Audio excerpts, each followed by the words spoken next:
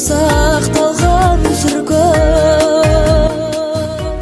Қаныш Сәтбаев атындағы номер 61 лицей мектептің 9 сынып оқушылары, сіздерді барлықтарыңызды мұғалімдер күнімен құттықтаймыз. Құрметті ұстаздар, сіздерді кәсіби мерекелеріңізбен құттықтаймыз. Мектеп жүрегі ұстаздар демекші, біздің ұстаздар бізге екінші ата-анамыздай болып кеткен. Біз сіздерге зор денсаулық, мол байлық және аспандарыңыз ашық болғанын тілейміз.